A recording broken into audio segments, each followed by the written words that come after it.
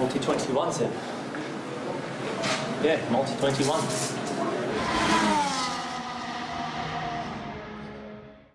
Bonjour à tous, bienvenue sur Multi-21, la saison de Formule 1 a repris, on a eu droit à une très belle course et on va revenir là-dessus et avec moi pour m'aider aujourd'hui, j'accueille Clyde. Salut Clyde, comment vas-tu? Bonjour, toujours non préqualifié. Ouais, c'est dommage d'être non préqualifié quand on revient en début de saison, j'espère que la fin de saison sera meilleure pour toi. Alors on va revenir rapidement sur les résultats de ce Grand Prix de Bahreïn qui a ouvert cette saison 2021. Victoire de Lewis Hamilton d'un souffle devant Max Verstappen sur Red Bull. La deuxième Mercedes de Valtteri Bottas est troisième, mais déjà quand même bien décroché. Et puis le top 10 est complété par Norris, Perez, Leclerc, Ricciardo, Sainz, Tsunoda et le dernier point pour Lance Stroll. Alors, on a quand même eu droit à une course assez extraordinaire en tête avec un très très gros duel entre Hamilton et Verstappen et un duel qui s'est joué à pas grand chose avec des stratégies différentes et surtout une décision de la direction de course qui a demandé à Verstappen de rendre cette première position qu'il était allé chercher de haute lutte contre Hamilton. Alors, est-ce que c'est justifié ou non? Est-ce que tu peux nous expliquer un petit peu ce qui s'est passé là avec les limites de la piste à ce virage 4? Alors, ce virage 4, on a des soucis avec depuis pas mal de temps. Je me souviens surtout à partir de 2014 que ça a commencé à être vraiment flagrant, comment les voitures avaient tendance à vraiment dépasser la ligne blanche. Le duel Rosberg-Hamilton est dans toutes les mémoires. Encore, il a d'ailleurs été montré en début de course par la FOM. Sauf que ce qu'ils avaient dit, c'est que ce virage 4, il serait monitoré pendant les essais, en particulier pendant les qualifications, que tout pilote qui dépasserait la ligne serait pénalisé, son temps se verrait annulé, mais pendant la course, il ne regarderait pas. Et ce qu'on a vu, c'est que pendant presque une trentaine de tours, Hamilton a allègrement dépassé les limites de la piste quasiment à chaque tour, pour gagner du temps sur Verstappen. Donc clairement il y avait un avantage à faire ça, sinon il ne le ferait pas sur quasiment tous les tours. Donc Red Bull a un petit peu haussé le ton, a demandé à la FIA une clarification qui a été donnée à Mercedes en disant non, finalement allez, on se calme sur les limites de la piste.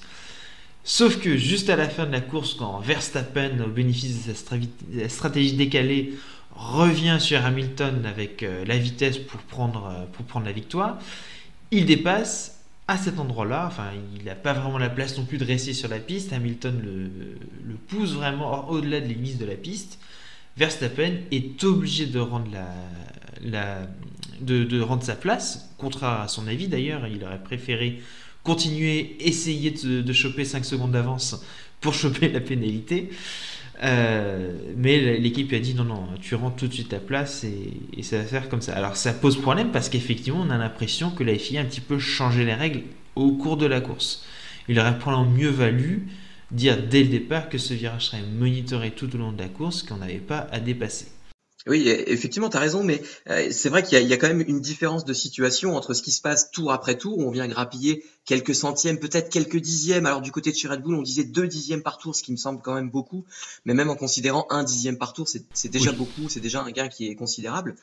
Et c'est vrai que on vient grappiller un petit peu tour après tour, ça semble beaucoup moins grave entre guillemets que de dépasser un concurrent en dehors des limites de la piste. Mais comme tu l'as dit, premièrement, Lewis Hamilton n'a pas vraiment laissé la place à Max Verstappen. Il l'a vraiment tassé et Max Verstappen n'avait vraiment pas d'autre endroit où aller, ce qui est un premier point en faveur de Max Verstappen ici. Mais là aussi, si Hamilton a vraiment gagné un avantage de 1 dixième pendant 30 tours, ça veut dire qu'il a quand même gagné près de 3 secondes, et c'est 3 secondes à la fin de la course qui auraient pu vraiment faire basculer la victoire dans un camp ou dans l'autre, parce que ça veut dire que Perez aurait rattrapé Hamilton 2, 3, 4, peut-être même 5 tours plus tôt, et en l'occurrence, il aurait eu plus d'occasions pour le dépasser. Donc clairement, cette modification des règles en cours de route, elle a un peu faussé la course, on a l'impression, avec une issue qui aurait pu être différente si les règles avaient été un petit peu différentes. Oui, moi ça me fait penser aussi clairement, en fait, de dépasser à cet endroit-là, c'est avantageux dans le sens où, avec la vitesse, on a plus de traction que son adversaire et on peut passer devant. Mais ça me fait penser aussi en 2013 2013 je crois, au dépassement de Grosjean sur Massa. Qui avait dépassé les 4 roues en dehors de la piste, mais dans un endroit à l'extérieur où c'était normalement pas possible de dépasser. Et il lui avait demandé de rendre sa place, où il avait été pénalisé, je me souviens plus très bien, Alors que clairement, c'était un dépassement, on va dire, où il n'avait aucun avantage à aller en dehors de la piste. Il était juste obligé, il a quand même réussi à passer devant. Donc, c'est vrai que dépasser en dehors de la piste, pour moi, ça ne doit pas forcément être une pénalité automatique. Mais là, sur ce virage-là, c'est quand même un avantage. Et donc, je pense que Verstappen a eu raison d'obéir à son équipe et de rendre sa place. Par contre, la FIA doit être plus consistante sur ses décisions et ne pas décider en plein milieu de la course de sonner la fin de la récréation et de dire aux Mercedes, vous restez dans les limites de la piste. Oui, je suis tout à fait d'accord avec toi, on espère. Et c'est ce qu'on demande depuis des années d'ailleurs, plus de consistance et de régularité dans les décisions prises par les commissaires de course. Et les On bacs n'a à pas gravier. l'impression à chaque fois. Et les bacs à gravier aussi, même si voilà, d'un point de vue sécurité, ça pose peut-être plus de problèmes que d'avoir des commissaires qui prennent les mêmes décisions à chaque fois, quelle que soit la couleur de la voiture. Alors en tous les cas, on a vécu une lutte quand même exceptionnelle. Est-ce que ça augure d'un championnat qui va être extrêmement disputé entre Mercedes et Red Bull, entre Lewis Hamilton et Max Verstappen? Est-ce que on va avoir du suspense jusqu'à la fin pour savoir qui sera le champion? À ton avis, est-ce qu'on peut vraiment avoir cette lutte jusqu'à la fin de l'année? Mais c'est tout ce qu'on demande, mais est-ce que c'est possible? Je pense que oui. Red Bull a clairement fait énormément de progrès. Le moteur Honda enfin, ils sont en train de mettre tous les moyens possibles pour essayer d'avoir le titre cette année parce que c'est leur dernière chance. Maintenant, faut se méfier, hein. On se souvient qu'en 2017, surtout 2018, Ferrari avait commencé le championnat en trombe et finalement Mercedes les avait battus et au cours de l'année, Hamilton avait été quand même sacré à plusieurs grands prix de la fin. Je pense que ça fait depuis 2016 qu'on n'a plus eu un champion couronné au dernier Grand Prix de l'année. Donc il faut se méfier. Mercedes a les moyens tout à fait de revenir et de dépasser Red Bull, mais clairement dans l'état actuel des choses, Mercedes est en danger. Mercedes est derrière. Ils ont gagné parce qu'ils ont eu une bonne stratégie et parce que Verstappen a fait une erreur sur la fin. Normalement, il aurait dû être devant. Ils ont gagné aussi parce que Sergio Pérez a loupé ses qualifications, donc il n'a pas pu être là pour perturber leur stratégie. Donc, à Pérez, plus haut, là où il devrait être en fait, sur la grille, déjà ça va augurer une très très belle victoire, d'autant que Bottas clairement était derrière en termes de rythme, en termes de motivation, il était derrière sur ce Grand Prix. Et ça risque de leur faire très très mal tout au long de l'année. Et oui, effectivement, moi je te rejoins. Je pense que le fait que Bottas soit pas forcément au niveau et le fait que Pérez justement devrait être à un meilleur niveau que Gasly ou Albon précédemment vont jouer en faveur de Red Bull. Maintenant, j'aimerais juste rajouter un petit quelque chose par rapport à ce que tu as dit, c'est qu'effectivement, si on a des saisons à 23 Grands Prix comme c'est prévu cette année, on va fatalement avoir moins de chances d'avoir une lutte qui se déroule jusqu'au dernier Grand Prix que si on avait que 15 Grands Prix dans la saison, par exemple. Donc c'est sûr que ça joue aussi sans même dire que y a une écurie qui domine. Plus on a de Grands Prix, moins on a de chances d'avoir une lutte pour le titre qui se déroule jusqu'à la fin de la saison. Mais en tout cas, on espère et on pense que la lutte va être belle le plus tard possible, enfin jusqu'au plus tard possible dans la saison. Alors, je te propose de quitter un peu le podium et d'aller un tout petit peu plus loin que le podium. Sur ce milieu de grille, on a quand même, j'ai l'impression, deux wagons qui se sont dessinés avec une bataille qui risque d'être assez serrée pour la 3e place du championnat constructeur avec McLaren, Ferrari et pourquoi pas AlphaTauri et un autre groupe qui s'est un peu fait décrocher avec notamment Aston Martin, Alpine et puis les autres teams qu'on a l'habitude de voir un peu plus en fond de grille. Oui, tout à fait. On va revivre les belles années de la lutte McLaren-Ferrari. Bon, ce sera pour la 3e place du championnat, mais les deux équipes sont... McLaren est au rendez-vous, continue ses progrès. On voit qu'ils se sont rapprochés quand même de la tête de course. C'est pas impossible que sur certains Grands Prix, ils puissent vraiment se mêler à la lutte pour le podium. Ferrari, vraiment, alors j'étais très pessimiste dans l'émission d'avant-saison, hein, mais finalement, ils m'ont beaucoup surpris en bien. Sur un circuit qui est peut-être plus représentatif du niveau général, ils sont là, ils sont présents. Charles Leclerc 4e en qualification. Sainz aurait dû être à peu près dans les mêmes eaux mais il avait fait une petite erreur. Il a fait une bonne course. Donc Honnêtement, on va avoir, je pense, une belle bataille pour cette troisième place. AlphaTauri, très fort en qualification, peut-être un petit peu moins dans le rythme en course, mais j'ai du mal à le dire parce que Gasly n'a pas pu n'a pas pu vraiment participer à la course. Hein, son aileron a été cassé dès le premier tour et il a fini la course en fond de grille. Donc à voir pour les prochains Grands Prix. Peut-être qu'AlphaTauri, en tout cas en qualification, on le sait, ils ont du rythme. En course, à confirmer. La déception, c'est déjà Aston Martin et Alpine. Bon, Alpine, on le pressentait déjà un petit peu. On sait qu'ils préparent vraiment 2022. Aston Martin, c'est peut-être un peu plus surprenant, mais ils ont leur explication. C'est les nouvelles règles de la FIA qui les ont impactés. Leurs excuses me font assez rigoler d'ailleurs par rapport à ce qu'ils disaient l'année dernière en disant de toute façon ceux qui attaquent leurs rivaux, qui se plaignent des règles, c'est ceux qui n'ont pas assez bien travaillé. Bah là on les voit se plaindre des règles, tiens, et dire que les règles ont été faites contre eux. Bah, c'est vrai qu'on a l'impression que ces règles ont été faites un peu pour ralentir Mercedes, et malheureusement Aston Martin avait une Mercedes bis, et en tout cas les règles ont beaucoup impacté Mercedes.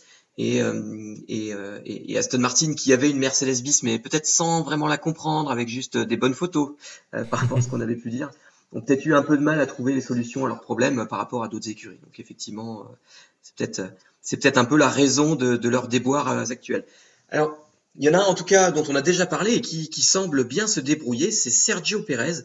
Est-ce que pour la première fois depuis le départ de Ricciardo, on a un numéro 2 chez Red Bull qui est capable de vraiment faire de bonnes choses? Pérez, il a convaincu aujourd'hui.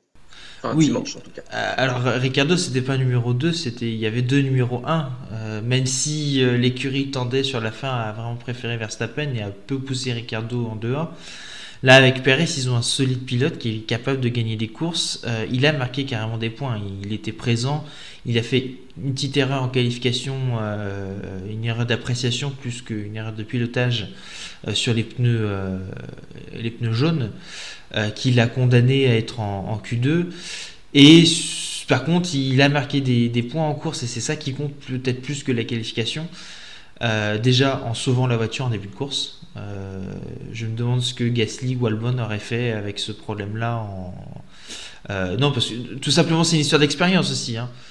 Assez fou ce qu'il a fait parce il a vraiment fait comme on fait avec une box internet en fait. Ouais, c'est ça, débrancher, rebrancher. Mais je veux dire, sans dire que Gasly ou Albon sont de mauvais pilotes, c'est une histoire d'expérience, de calme, de pas paniquer, de se dire ok c'est la merde, mais je vais quand même essayer de m'en sortir. Bah, il a pensé à éteindre tous les systèmes de la voiture et à les rallumer. Le volant s'est rallumé et le volant a rallumé le moteur. Et ça c'est vraiment un bon point pour lui. Red Bull en a l'air très satisfait rien que pour ça. Et en plus de ça, bah, il est quand même 5ème de la course. Sur un circuit où on dépasse au DRS. Alors c'est une Red Bull certes, mais je pense qu'il est pas loin non plus en termes de rythme. Son temps, il est combien à 52 secondes de Lewis Hamilton. C'est pas loin du tout ça. Bah donc c'est de très bon augure pour la suite. Ah oui. Ok, alors je te propose de passer au top et au flop avant de conclure cette émission. Au niveau des tops, alors on a mis 4 flops. Le premier, évidemment, tu étais d'accord avec moi, hein, on en a parlé avant d'enregistrer, mais c'est Red Bull qui semble très forte cette année, et puis surtout avec deux pilotes dont on a parlé, Max Verstappen et Sergio Pérez, qui semblent aussi bien en confiance. Même Pérez, hein, qui débute dans cette Red Bull, dans ce second baquet Red Bull, qui n'est pourtant pas simple à appréhender, à apprivoiser. Pérez s'en est très bien sorti, tu l'as très bien dit. Et donc, c'est de bon augure pour la suite. On est très content de voir ce qu'a fait Red Bull. Alors, je pense que tu vas nous dire aussi du bien de McLaren. Oui, tout à fait. McLaren, ils sont discrets. Hein. On les voit pas trop. Ils font pas de déclarations fracassantes dans les médias. Comme les saisons précédentes, sauf qu'ils progressent, ils se rapprochent. Là, on a Norris qui est quand même à 47 secondes de Lewis Hamilton. Dans le rythme, Ricciardo qui est pareil, il découvre une nouvelle écurie encore, mais il est dans le rythme face à Norris, il va progressivement monter en puissance. Je pense que c'est vraiment une écurie sur une grosse pente ascendante. J'étais inquiet sur le changement avec le moteur Mercedes, bah, ils me font mentir comme d'habitude. Et c'est vraiment de bon augure par rapport à leur bataille future contre Ferrari, mais je les vois se mêler régulièrement à la bataille pour le podium. Ça, c'est clair. Bah, c'est une excellente nouvelle pour tous les fans Ah ouais. de Walking dont je fais partie. Alors tu parlais de la bataille contre Ferrari, il y a un pilote Ferrari qui t'a particulièrement séduit aussi ce week-end, c'est Carlos Sainz. Ouais, ça c'est Sainz. Sainz a toujours été un type un peu sous-coté. Il a débuté face à Verstappen, qui en plus était la star de l'équipe. Sauf qu'il a abattu un énorme travail en coulisses il a bossé. Il a changé d'écurie. Il a su se dégager de Red Bull. Et ça, c'est un très gros challenge. Finalement, il y a très peu de pilotes qui ont réussi en dehors de Red Bull. Et il est directement dans le coup avec Ferrari. Il était plus rapide que Leclerc sur beaucoup des sessions d'essais libres et de qualification. Il y a juste sur la fin où il s'est loupé, je ne sais pas exactement ce qui s'est passé. Il a peut-être loupé un petit peu son tour. Donc il partait pas aussi haut que Leclerc. Dans le rythme de course, tout à fait dans le rythme. Et ce qui est rigolo, c'est qu'il a dit en début de course, il a perdu une place ou deux dans le départ, mais il a dit j'ai fait attention.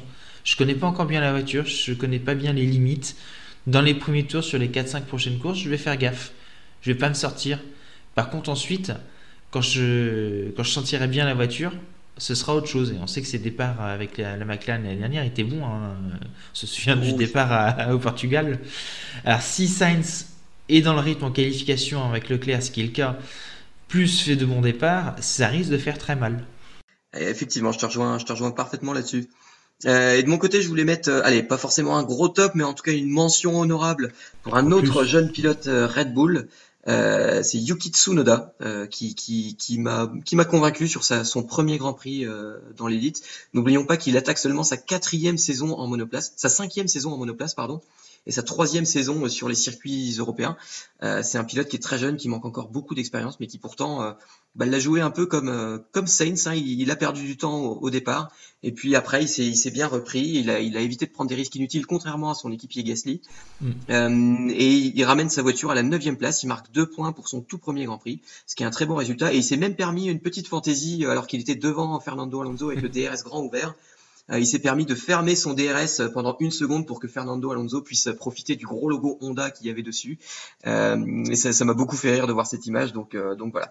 Chapeau à Tsunoda, et je pense qu'il y a encore du très bon à venir de la part de Tsunoda. oui. En revanche, y a-t-il encore du bon? On va commencer les flops, hein. Je pense que tu l'avais vu à la transition. Y a-t-il Oui. encore du bon à venir de Sébastien Vettel? On avait dit que Sébastien Vettel, en dehors de la pression Ferrari, allait pouvoir performer très très bien, allait arrêter les erreurs. Et qu'est-ce qu'il a fait ce week-end? Une erreur.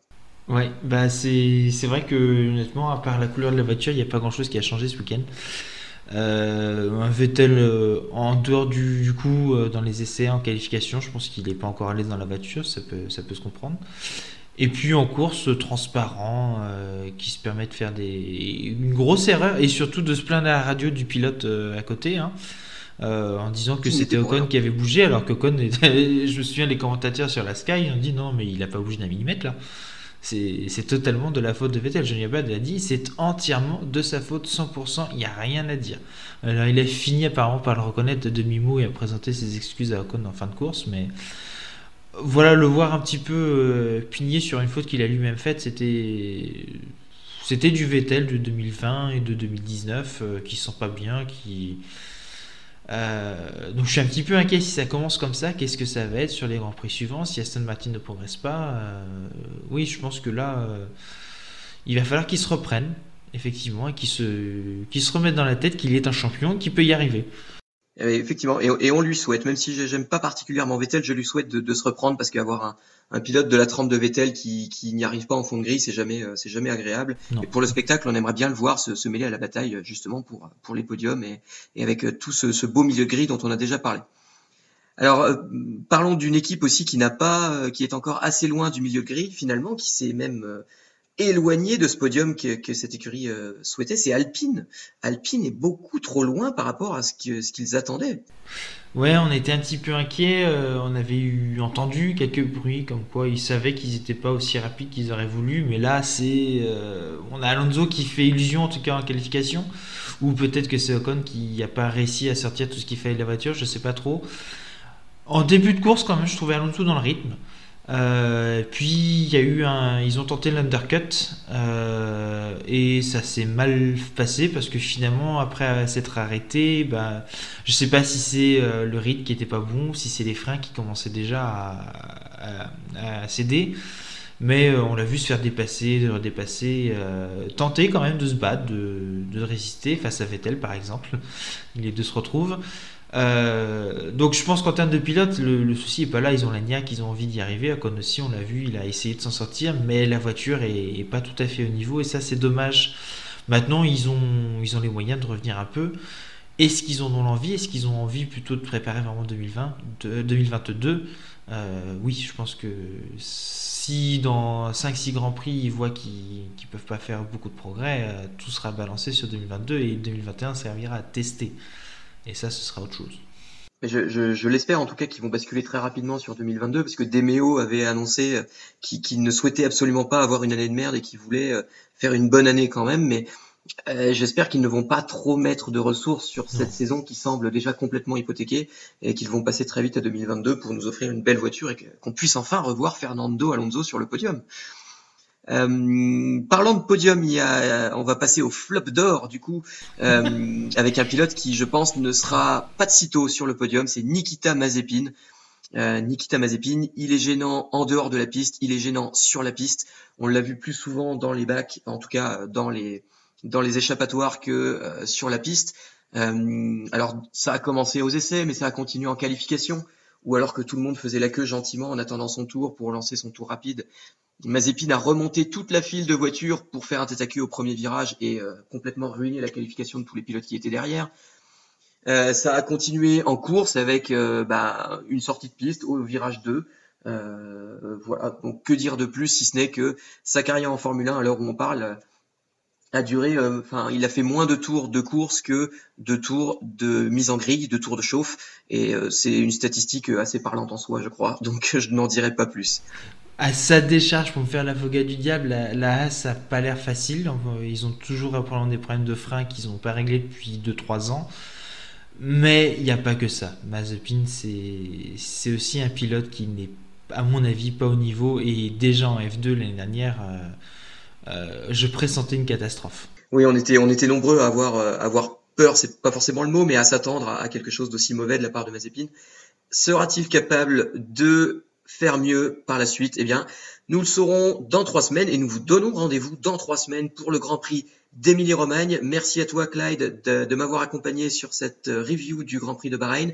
Merci à vous tous de nous suivre. Vous êtes de plus en plus nombreux, ça nous fait vraiment plaisir. Donc n'hésitez pas à vous abonner, à liker la vidéo, tout ça, hein, vous connaissez les bails. Et puis, à dans 3 semaines. Salut à tous. À bientôt.